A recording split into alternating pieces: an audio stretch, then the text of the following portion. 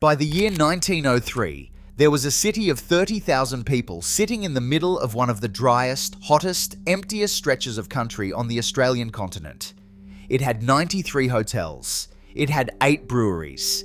It had electric light, a tramway, a stock exchange, grand stone buildings with iron balconies along a main street wide enough to turn a camel train around in. It had a town hall and theatres and newspapers and a racecourse. It sat 600 kilometres inland from the nearest coast, surrounded by low scrub and red dirt in every direction for as far as a man could ride. And for its first 10 years, it had almost no water. Not scarce water, almost none. The rainfall was pitiful and unreliable. There was no river, no lake, no spring, and the water that could be dragged up out of the ground was so salty, it was undrinkable. Men in that town paid more for a gallon of water than for a gallon of beer, and that is not a figure of speech, it is simply what the prices were. Typhoid moved through the camps and killed people by the hundred.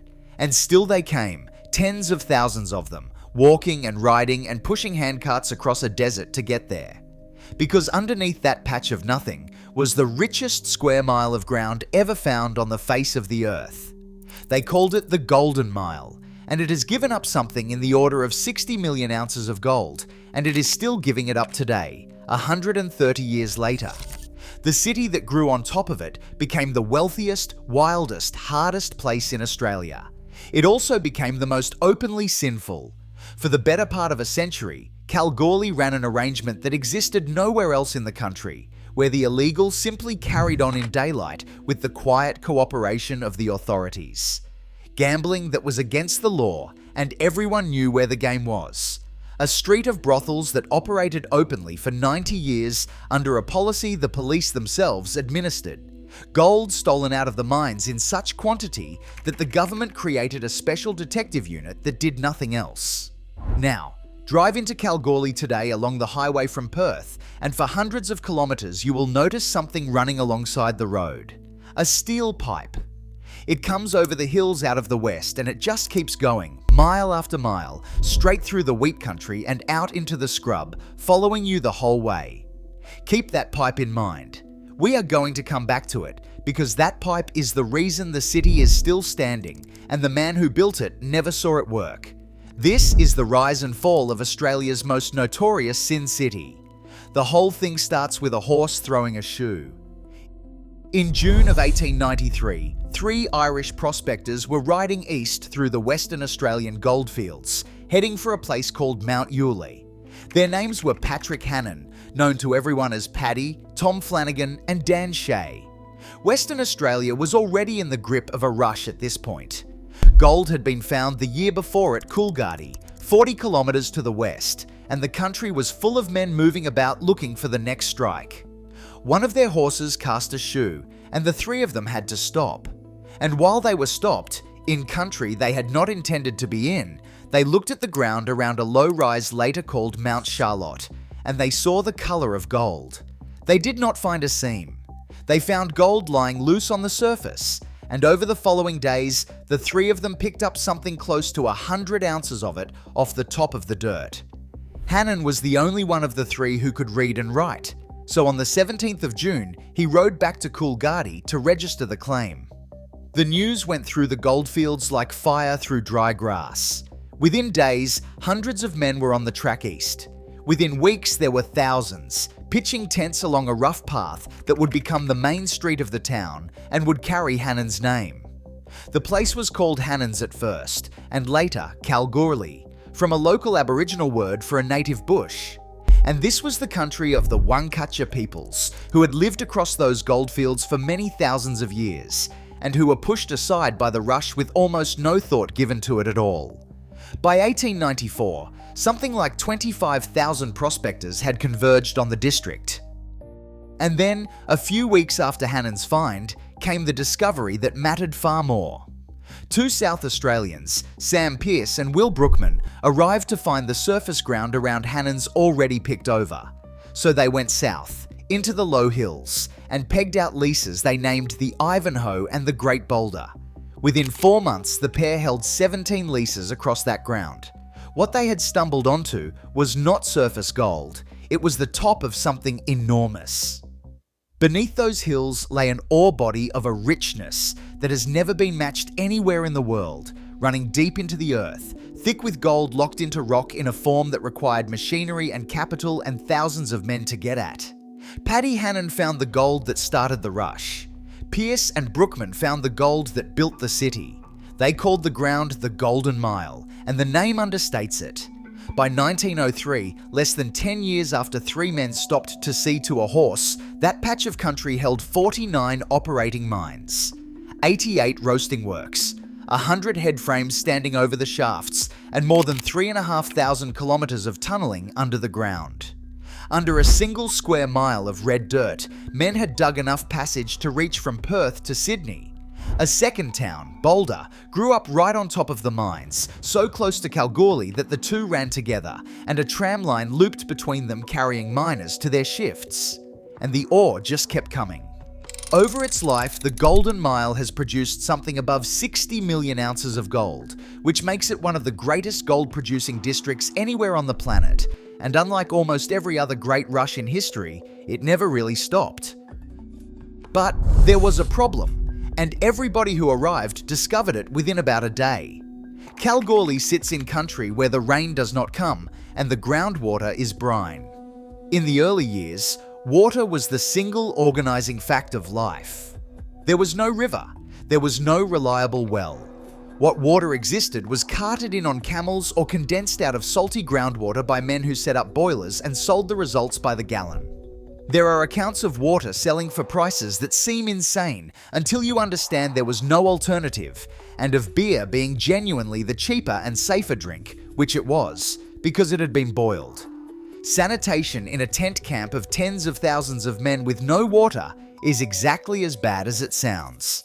Typhoid swept through the goldfields repeatedly through the 1890s and killed people in numbers that shocked even a population accustomed to hard living. Men who had crossed a desert to get rich died in canvas hospitals of a disease carried in dirty water. And here is the line that tells you everything about the priorities of a gold town. Kalgoorlie had 93 hotels and 8 breweries before it had a dependable supply of drinking water. The government in Perth understood that this could not continue. The goldfields were producing so much wealth that by the turn of the century, roughly half of all the gold in Australia was coming out of Western Australia, and the country as a whole had become the largest gold producer in the world. But the whole thing was sitting on a foundation of carted water, and it would collapse the moment the ore required serious processing, because processing gold takes water in quantities a camel train cannot deliver. So the state turned to its engineer-in-chief, an Irishman named Charles Yelverton O'Connor, and asked him to solve it. What O'Connor proposed was, by the standards of 1900, close to lunacy. He would dam a river in the hills east of Perth. He would build a pipeline from that dam, running 560 kilometres east, across the escarpment, across the wheat country, out into the desert, all the way to Kalgoorlie.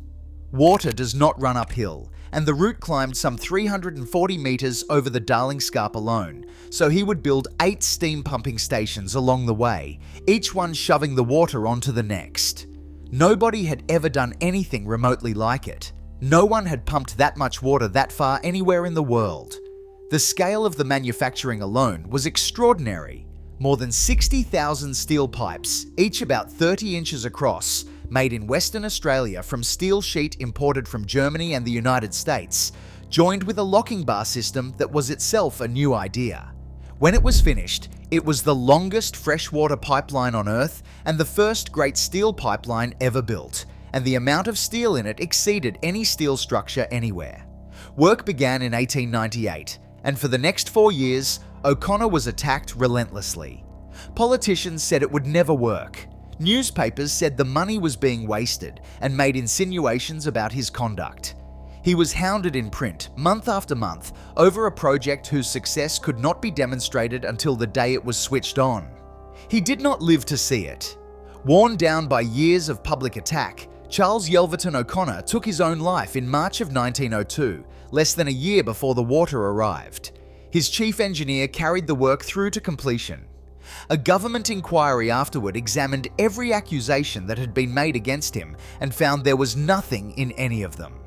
On the 22nd of January 1903, the pumps were started at the first station in the hills. 2 days later, water flowed into the reservoir at Mount Charlotte, on the rise above Kalgoorlie, at the exact spot where Paddy Hannan had picked gold up off the ground 10 years earlier. The city was saved. It has run on that pipe ever since. It is still running on it today, still the longest water supply pipeline of its kind in the world, still pumping, more than 120 years later, supplying 100,000 people and the mines and the farms along its length. Here is the pivot of this story, and it is a quiet one. Water is what turned Kalgoorlie from a rush into a city. A rush is temporary by definition. Men come, take what is loose, and go. But once you can put water into a desert, you can build permanence. You can run deep mines. You can bring wives and children. You can lay out streets and build a town hall in stone. And once a place is permanent, whatever happens in it becomes permanent too.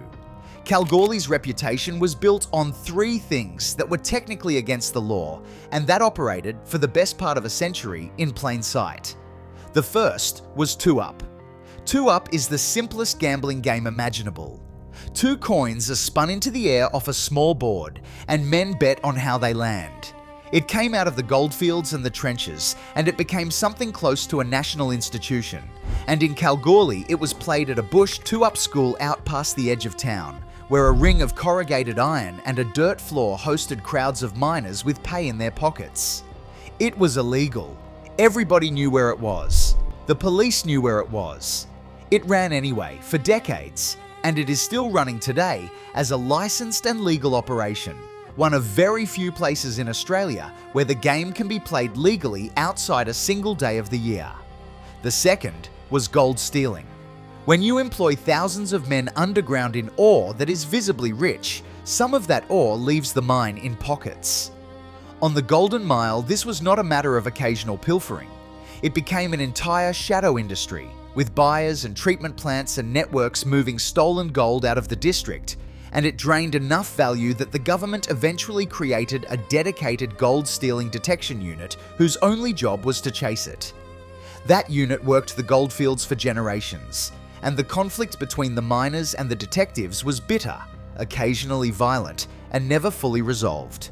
In a town where the wealth came out of the ground in a form a man could put in his boot, the line between working and stealing was one a great many people simply chose not to see. And the third was Hay Street.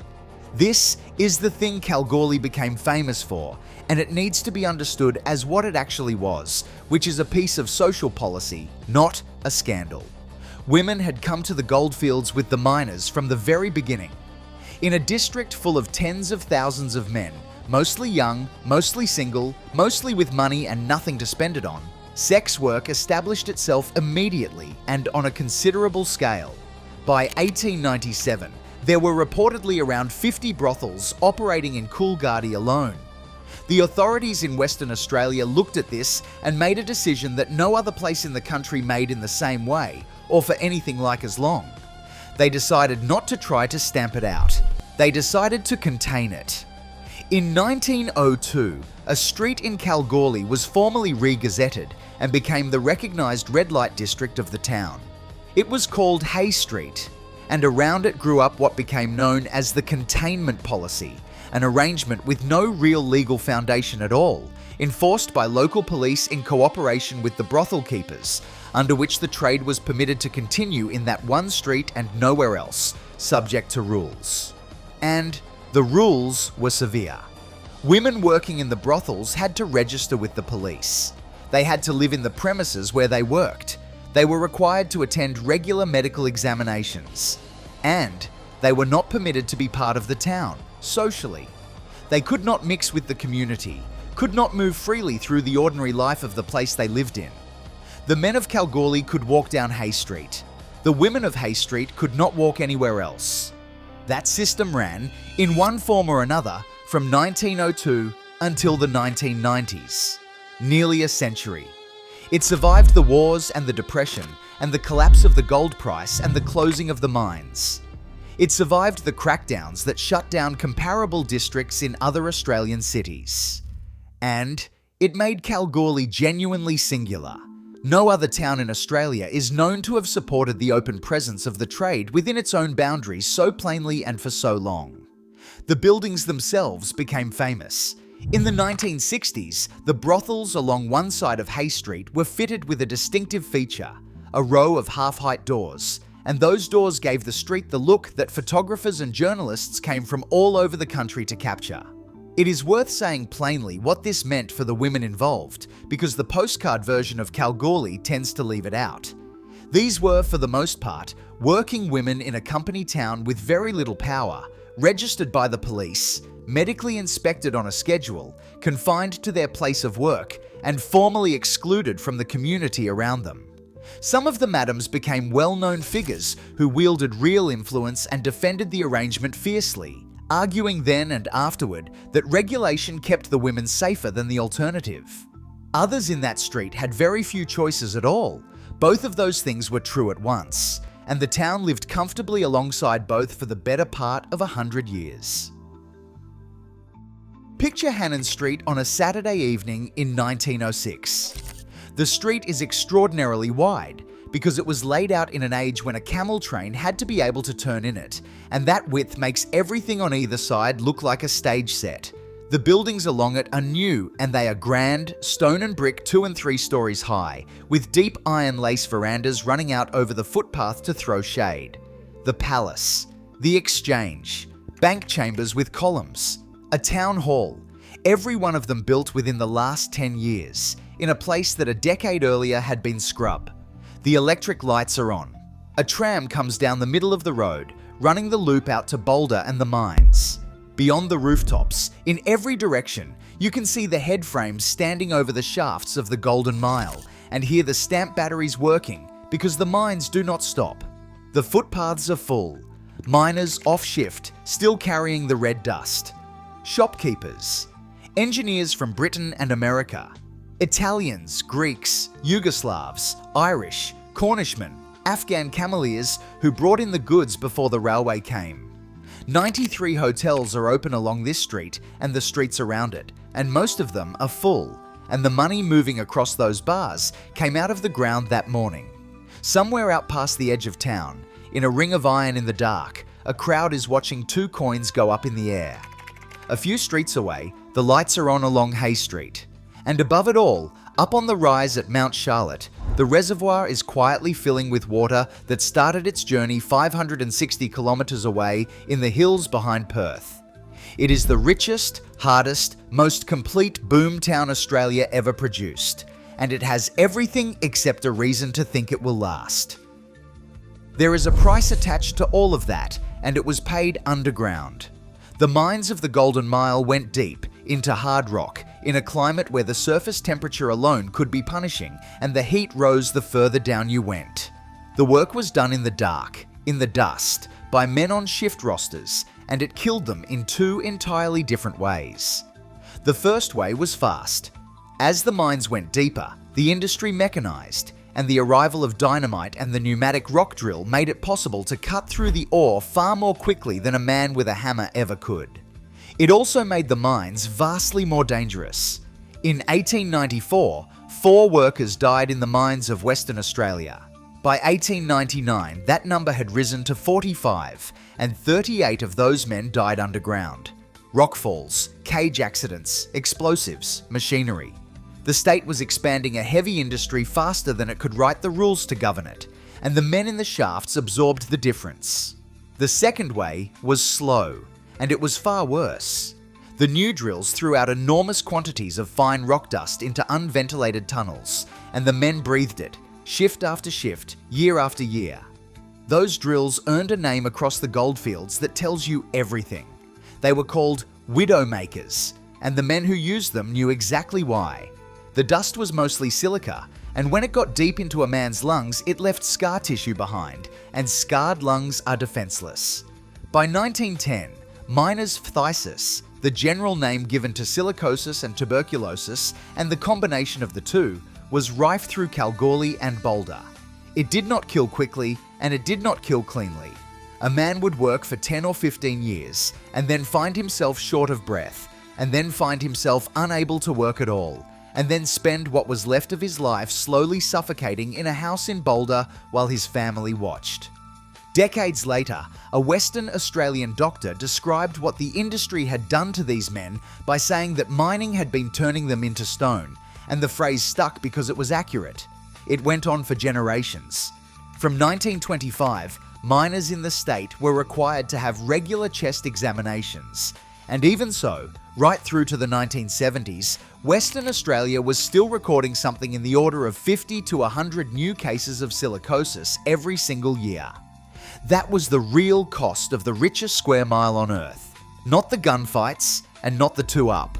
Rows of headstones in the Boulder Cemetery belonging to men in their 40s who had never done anything more reckless than go to work. It is easy to make a town like this sound romantic. It was not, and the record is clear about why. Kalgoorlie was a place of enormous physical hardship and enormous tension, and the tension broke into the open more than once. In 1898, a dispute over a regulation restricting how deep alluvial diggers could work brought a furious crowd out onto the street, and the premier of the colony himself, in town to face them, was threatened by a mob outside a hotel. Far worse was the ethnic violence, and it happened not once but repeatedly, in 1916, in 1919, and most seriously in 1934.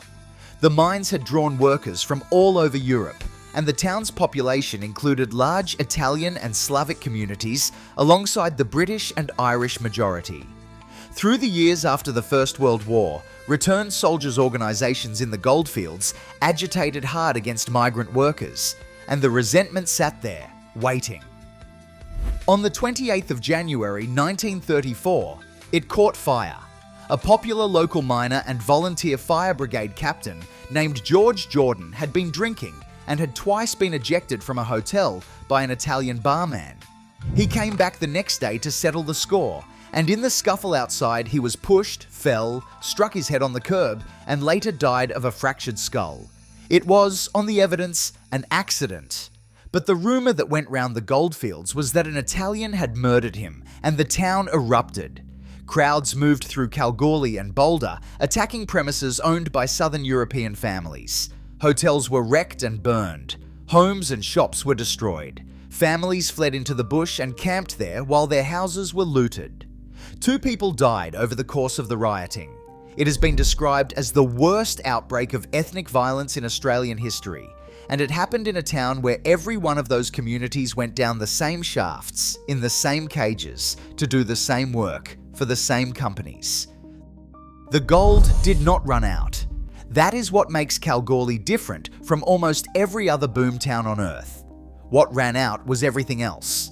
Through the first half of the 20th century, the price of gold was fixed, and a fixed price is a slow death for a mining town because costs rise and the value of the product does not. Wages went up, materials went up, the easy high-grade ore near the surface was worked out, and the ore that remained sat deeper down, where it cost far more to reach. The First World War took the young men. The Depression brought a brief reprieve, since gold mining was one of the few industries that made more sense when everything else was collapsing. Then the Second World War took the men and the machinery again, and after it, the long arithmetic resumed. Mine after mine on the Golden Mile became uneconomic and shut. The headframes came down, the population fell away, decade after decade, as families left for Perth and the coast. Boulder, which had grown right up against the mines, emptied out. Grand hotels closed. Shops on those wide streets stood vacant. The town that had held 30,000 people in 1903 spent much of the 20th century shrinking. Hay Street shrank with it.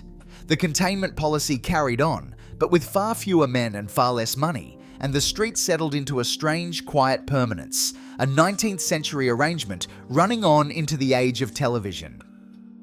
And then, at the end of the 1980s, the arithmetic flipped one last time. The Golden Mile had been worked for a century by dozens of separate companies, each holding its own leases, each sinking its own shafts into the same ore body, none of them able to reach the enormous volume of lower-grade ore that lay between and beneath their workings. Underground, that ore was worthless. It cost more to bring up than it was worth. But there is another way to mine, and it only becomes possible when one company controls everything. If you own the whole hill, you do not tunnel into it. You take the entire hill away. Through the late 1980s, the leases across the Golden Mile were bought up and consolidated into single ownership, and at the start of the 1990s, the digging began. Not shafts, an open cut. They began removing the surface of the richest square mile on Earth and carting it away, and they have been doing it ever since. The result is the Super Pit, and there is nothing quite like it. It is a hole in the ground several kilometers long, more than a kilometer wide, and hundreds of meters deep, worked around the clock by trucks the size of houses that look, from the lookout on the rim, like insects crawling on a stair. It runs day and night. At night, the whole pit is lit and you can hear it from the town. To make it, the mine ate the ground the old mine stood on. It ate the head frames and the shafts and the workings of the entire historic Golden Mile. It came right up to the edge of Boulder, and houses and streets on that side of the town were bought out and removed because the ore was underneath them. That is the strangest fact in the whole story. Kalgoorlie is one of the very few boom towns in the world where the boom never ended. But to keep it going, the town had to feed its own history into the pit. The gold that Paddy Hannan and Sam Pearce and Will Brookman found is still coming out of that ground today. The mines they founded, the shafts, the head frames, the physical evidence that any of it ever happened are gone because they were standing on the ore. The town today is a working city of around 30,000 people, which is roughly what it was in 1903, and it is not a ruin and not a museum. It is one of the largest inland cities in Australia, and it runs on mining, on the pit, and on the fly-in, fly-out workforce that comes and goes through the airport on rosters. Hannan Street is still there and still magnificent, one of the finest surviving streetscapes of its era anywhere in the country. All that stone and iron lace built in a 10-year burst of confidence and never replaced because there was never enough money afterward to knock it down. Poverty preserved it. The Palace and the Exchange still stand on their corners, and in the middle of the street there is a statue of Paddy Hannan, sitting with a water bag, and for many years it worked as a drinking fountain, which is either the most fitting or the most ironic memorial ever raised, depending on how you look at it. The man who found the gold, cast in bronze, handing out the one thing the town could never find for itself. Hannan himself never got rich. He worked on, took a government pension in his later years, and died in Melbourne in 1925 at the age of 85, more than 30 years after the discovery that built a city and made other men millionaires. The containment policy finally ended in the mid-1990s. The rules that had held for 90 years were rescinded, and from that point, the women were no longer required to live where they worked and were free to be part of the community. Some of the old madams argued bitterly that ending the system had made things less safe rather than more. The trade did not disappear, but the street changed. What is left of the old Hay Street operates in a much reduced form, and one of the historic houses now runs daytime tours for visitors, which means that a 19th century red light district has completed the journey to becoming a heritage attraction, explained to tourists in the afternoon. The 2-up school out past the edge of town still runs, legally now, in its ring of corrugated iron. And the pipe is still there. That is the thing to end on. Everything else in this story has been consumed or converted. The mines that made the town were eaten by the pit that replaced them. The street that made it notorious became a tour. The men who found the gold are a statue and a street name. The boom that was supposed to be temporary turned out to be permanent, and the city that was supposed to be permanent turned out to be dependent. In the end, on one thin line of steel running back across 560 kilometers of desert to a dam in the hills. O'Connor was told it would not work. He was attacked for 4 years in print by people who were certain of it. He died in March of 1902 without ever seeing water come out of the far end, and 11 months later it came, and it has not stopped since. The gold made Kalgoorlie famous. The sin made it notorious.